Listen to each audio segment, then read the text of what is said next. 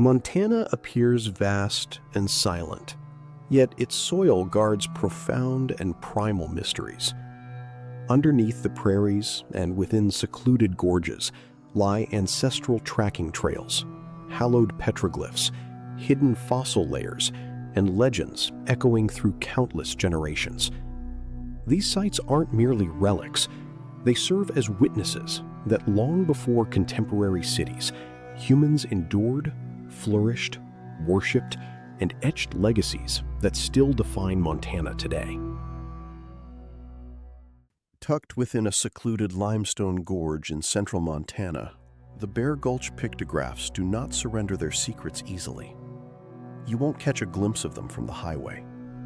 In fact, they remain invisible until you are deep within the canyon, trekking beneath pale stone ramparts that climb steeply on either side. The atmosphere there feels motionless, hushed, almost sequestered from the modern world. Then you glance upward. Crimson silhouettes stretch across the rock face. Some are ghostly, others are vibrant. Strokes, figures, handprints, creatures, and icons that bear no resemblance to anything in our daily lives. There are hundreds of them. Researchers suggest the cave complex may house over 1,000 distinct pictographs. That alone establishes it as one of North America's most significant rock art sanctuaries. What makes Bear Gulch truly enigmatic is not merely the quantity, but the immense diversity. You see shields, horses, human forms, and intricate geometric patterns. Some images overlap others, indicating that people returned across the ages, etching their own narratives over the marks of their ancestors. The most ancient paintings may be older than 2,000 years, while others are more recent, likely from the 1700s or 1800s. This confirms the site was not the work of a single generation or tribe, but a destination revisited through the millennia. Why this specific canyon? The limestone alcoves offered refuge from the elements. Overhangs shielded the pigments from direct rain and snow, which explains why so much has endured. Yet, practical utility alone cannot account for the spiritual gravity the place radiates. When you stand inside the primary cave, the ceiling arches above you like a natural cathedral. Light seeps in from the mouth. It feels intimate, never suffocating. Voices echo with a soft resonance. It is easy to envision small gatherings here, perhaps for sacred rites or the sharing of legends. Some of the shield motifs painted on the walls are incredibly intricate and personal. On the plains, shields were not just armor, they were spiritual vessels, often born from dreams or sacred visions. Each pattern held a profound meaning for its keeper. Witnessing so many shield icons in one location implies Bear Gulch was intimately tied to vision quests or rites of passage. There are also handprints, simple, human, and hauntingly direct. When you encounter a handprint pressed into stone pigment centuries ago, the connection feels immediate. That is a living person reaching through time. Yet, the true intent behind many of these symbols remains elusive. Some shapes do not clearly represent known animals or objects, appearing almost abstract to the modern eye. Without written records, much of the context relies on oral history, and not all of those stories survived the upheavals of later centuries. Another mystery is the chronological shift in the art. Early depictions show animals native to the region long ago, while later editions include horses, introduced after European arrival. This proves the site remained a living canvas through massive cultural transformations. It evolved. The canyon's geography intensifies this feeling. It is narrow. As you traverse it, you are constantly aware of the walls pressing in. It feels guarded and solitary. That kind of environment focuses the mind. One remarkable aspect of Bear Gulch is its state of preservation. Those limestone eaves saved the images from the ravages of sun and storm, a major triumph. Many pictograph sites across the continent have withered away due to exposure. Here, the colors still vibrate in certain sections, but this beauty is delicate. Today, access is strictly regulated. Visitors must accompany guided tours during the open season. This prevents damage from unintended touch or intentional vandalism. It is a necessary precaution. Even the natural oils from a human fingertip can degrade ancient pigments. Conversely, this restricted access means fewer people get to experience it firsthand. Some might view that as a drawback. The site feels distant and seasonal. If you arrive at the wrong moment, the gates are closed. Weather also dictates the schedule, as rain makes the trails treacherous and summer heat can be grueling. Then there is the inevitable march of time. Even with protection, the rock continues to age. Pigments slowly soften. Tiny fissures emerge. Shifts in the climate may alter the humidity within the caves. Long-term survival demands tireless vigilance. Standing inside a similar limestone shelter, I remember feeling a quiet sense of humility. I wasn't afraid. I was simply aware that this earth held meaning long before I drew breath. I imagine Bear Gulch evokes the same. It isn't a loud, towering monument. It is subtle and personal. What moves me most is the human vulnerability. These paintings were created with the simplest tools, pigments likely ground from earth minerals and mixed with animal fats. No synthetic brushes, no artificial light, just skin, stone, and conviction. And yet the images outlasted empires. It reminds me that ancient people were not primitive shadows. They were expressive, marking their existence and recording their visions in ways that were vital to them. At the same time, I try to remain objective. We must avoid projecting our modern biases onto ancient art.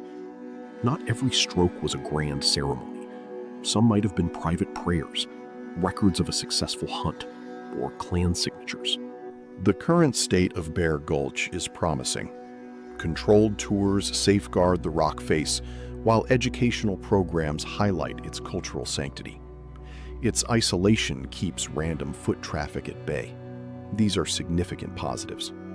The negatives are largely the result of natural decay and the perpetual hunt for funding that plagues all heritage sites. Preservation is an expensive, ongoing commitment. If that support falters, these paintings could vanish. Today, the Bear Gulch pictographs stand as a cornerstone of Montana's ancient heritage. They remain visible, respected, and studied. Access is managed, keeping the site stable and serene.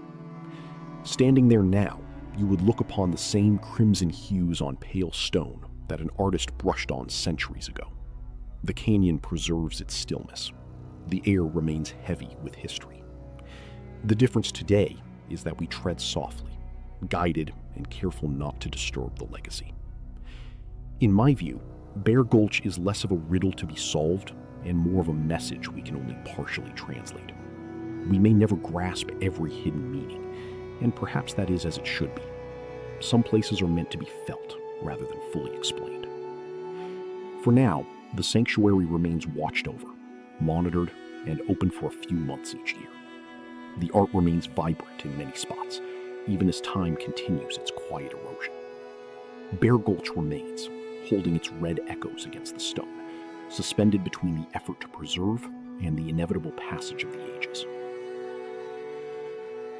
Standing atop the precipice of Madison Buffalo Jump, the gale strikes you first. It sweeps violently across the sprawling prairies, carrying the raw scent of parched earth and wild sage.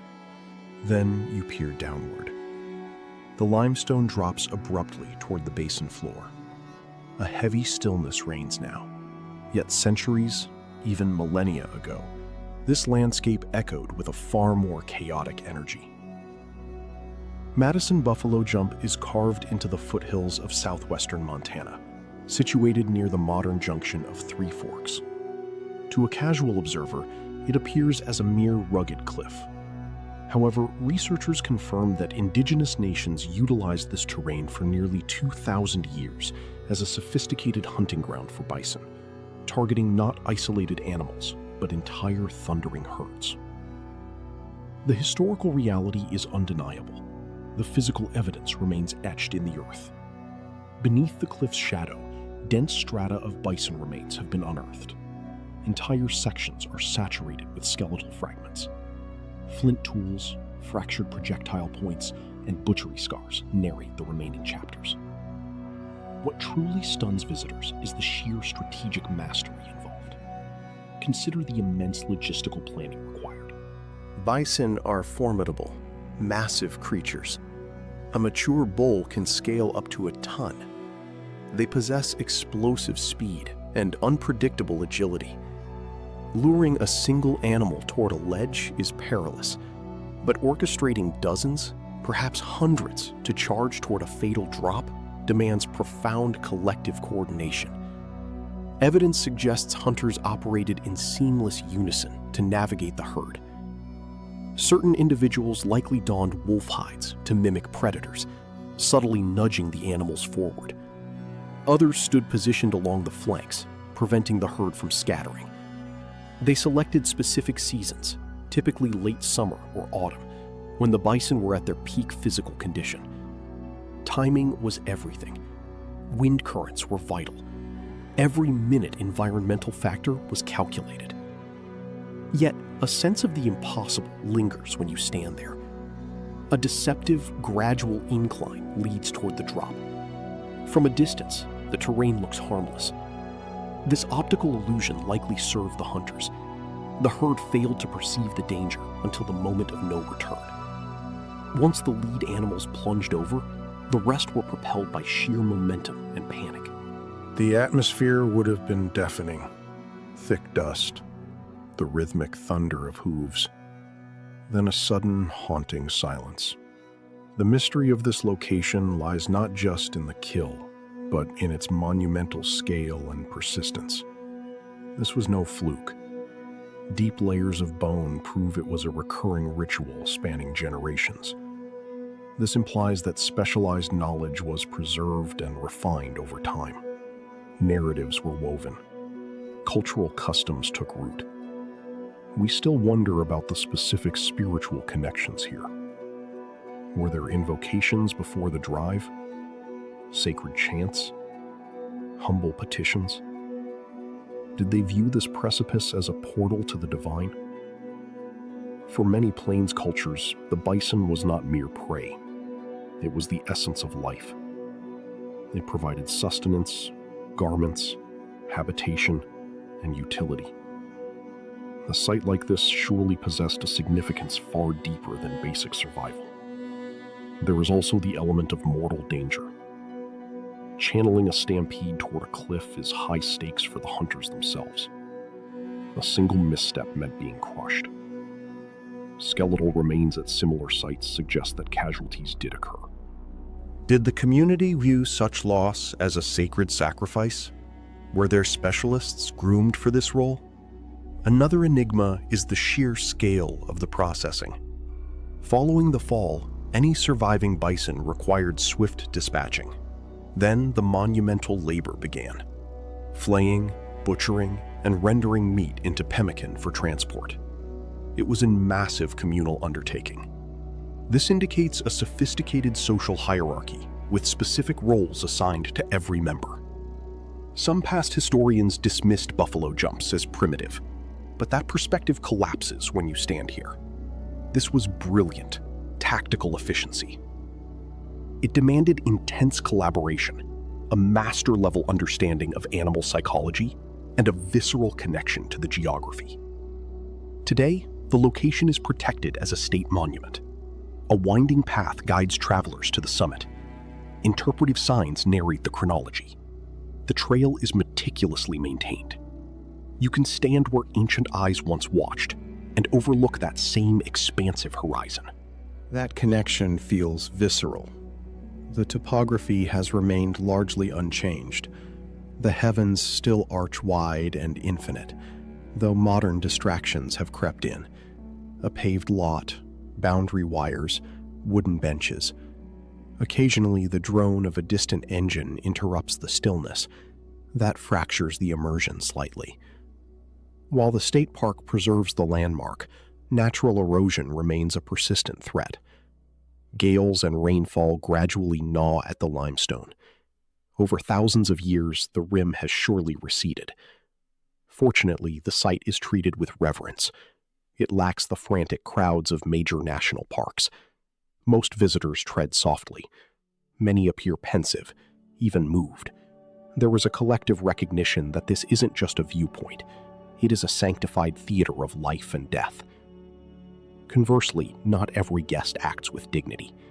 Like all heritage sites, there is a constant threat of modern debris or people wandering off the designated paths.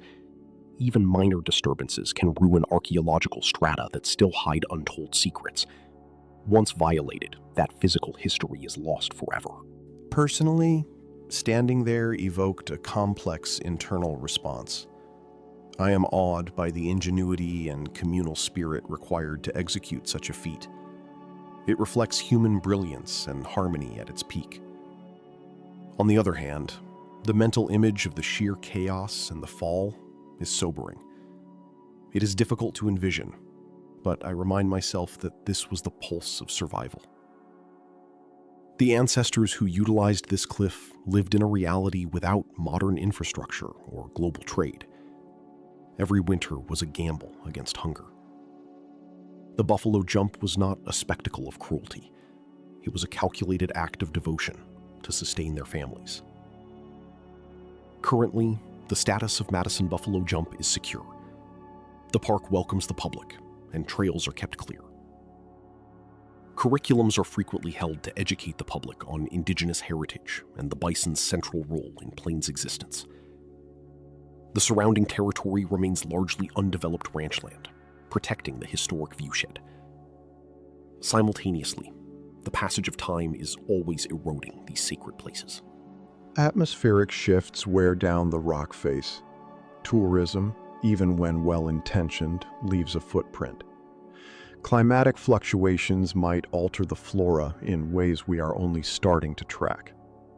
Yet, when you reach the crest and look across the valley, it doesn't feel like a dead relic of the past.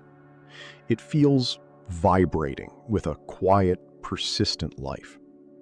The wind ripples the grass exactly as it did for the ancients. The cliff endures, and though the hunts have ceased, the earth below still cradles their legacy. Madison Buffalo Jump today feels both serene and heady. Serene in its vast openness, heavy with the weight of memory. In my view, it is a rare place where you can feel how intimately humans were once bound to the world, not as a fantasy, but as a hard, beautiful reality. And that resonance is what makes this ground unforgettable. Upon hearing the name Wahkpa Chu'gn Archaeological Site, its significance might not immediately resonate. It lacks the theatricality of a sheer cliff or a jagged canyon. It does not perch upon a high summit. Instead, it occupies a modest corner of Havre, Montana, resting near the town's periphery. A railway hums nearby, flanked by ordinary structures. Nothing on the surface screams of an ancient enigma. Yet beneath that unassuming crust lies one of the most profound and vital archaeological chronicles of the Northern Plains. Wahkpa Chu'gn translates to "too close for comfort." The moniker stems from the site's precarious proximity to modern expansion. At one point, industrial machinery nearly pulverized it before people grasped the magnitude of what lay buried there. That realization adds a sharp tension to the narrative, a sanctuary containing millennia of human experience, almost erased by bulldozers. What makes this location mysterious is not a solitary, explosive event, but the density of its strata. When researchers began their inquiry, they unearthed massive accumulations of bison remains piled upon one another. Not merely scattered fragments, but vast, concentrated bone beds. These sedimentary layers reach deep into the earth, testifying to repeated utilization over thousands of years. The deeper the excavation, the further back the clock turns. Some of the foundational levels date back over 2,000 years. This means generation after generation returned to this precise coordinate. But why here? That remains the central riddle. Unlike a soaring buffalo jump, Wahkpa Chu'gn functioned primarily as a sophisticated processing hub.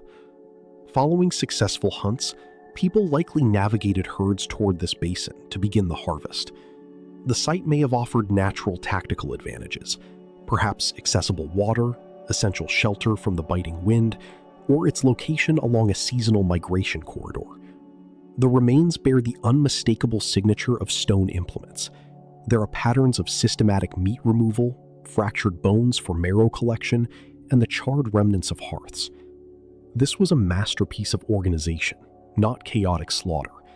It reflects an advanced mastery of efficiency and long-term food preservation. One striking feature is the sheer density of the remains. Some scholars believe it constitutes one of the most expansive bison bone beds in the territory. This sparks vital questions. Were these hunts occurring with high frequency? Was this a communal nexus for diverse groups? Did various nations utilize it over the centuries? The plains were never a void. They were home to shifting, vibrant cultures. Climates fluctuated, animal populations drifted, and human groups moved. Yet this specific ground remained an anchor. There is also proof that every era differed. Some layers suggest periods of intense activity, while others are sparse. This might mirror shifts in weather cycles or herd health. It may even document times of severe scarcity, which is what gives the site its raw power. It archives survival in its most visceral form. Unlike monuments defined by petroglyphs or monoliths, Wahkpa Chu'gn speaks through marrow and earth. It does not present a grand spectacle to the eye. The true chronicle is beneath your souls. That veiled quality deepens its mystery. You stand there, aware that thousands of souls moved across this exact soil. The bison were the heartbeat of existence. They provided sustenance, attire, tools, and sanctuary. Nothing was squandered. At Wahkpa Chu'gn, experts found more than just bone. They found tools crafted from it. Awls, scrapers, and instruments shaped by human ingenuity. This demonstrates profound adaptation and craftsmanship, though enigmas remain. We still do not know the precise spiritual observances held here. Were there invocations before the labor began? Were there sacred chants? Did tribal leaders supervise the work? Oral histories likely preserve fragments of those truths, but much has dissolved into time. Another curiosity is the nature of communal life during these gatherings. Large-scale processing demands a massive collective effort. It implies deep cooperation between families. Perhaps entire communities migrated in unison. Children likely acquired their life skills here. Narratives were undoubtedly shared around the fires while meat cured nearby. The site also shatters a common myth. It proves that plains cultures were stable and deeply integrated with their surroundings long before outside contact.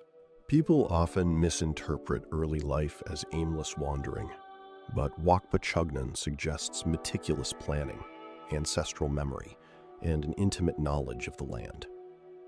Today, the site is safeguarded as a museum and interpretive facility.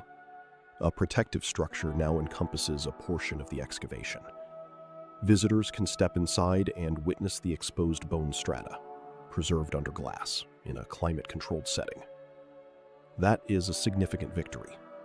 It shields the site from the elements and potential harm. Educational initiatives teach the public about Plains heritage and indigenous resilience. This keeps the narrative breathing, rather than letting it wither. But obstacles remain. The site is wedged near modern industrial works. Locomotives still rumble nearby. Urban encroachment is a constant shadow. Resources for conservation are not infinite. Maintaining indoor environments requires steady capital. If public interest ever wanes, the integrity of these delicate layers could be jeopardized. There is also a psychological weight. Some feel a pang of discomfort seeing piles of ancient remains. It forces a direct confrontation with the cycle of life and death. It isn't a sanitized history. It is a raw one. When reflecting on Wahkpa Chu'gn, I am struck by how ordinary it appears from the road. If you passed it by without context, you might never suspect the legacy resting below. That humbles the spirit. It reminds me how much heritage lies hidden beneath our feet. I also admire how this site corrects our view of ancient societies. It highlights strategic intelligence and social harmony. It shows a profound respect for natural resources. Yet it also acknowledges the hardship. Every skeletal layer represents sweat, peril, and communal toil. Standing in the facility today, observing the unearthed beds, you feel an intimate, quiet bond with the past. It isn't loud like a cliffside. It is subtle. You view the stacked remains and realize you are staring at a timeline forged from endurance. To me, the site feels both vulnerable and resilient. Vulnerable because it relies on modern stewardship to survive. Resilient because the evidence has defied the centuries underground. The current state of Wahkpa Chu'gn is stable. It functions as a protected sanctuary and learning center. Travelers can explore it during the operational months. Conservation is a continuous mission, which is a definitive positive. On the downside, it remains somewhat obscure. Lower visibility can lead to tighter budgets. Its proximity to the city means it will always struggle against developmental pressures. Still, it remains one of Montana's silent giants of history. Not boisterous, not theatrical, but deep. Immeasurably deep. Wahkpa Chu'gn today stays guarded, researched, and accessible in limited windows. The bone beds are sheltered, and local advocates continue their vigil. It persists because people recognized its worth just before it was too late. And for now, its chronicle continues to be spoken above the very ground where thousands of years of life once thrived.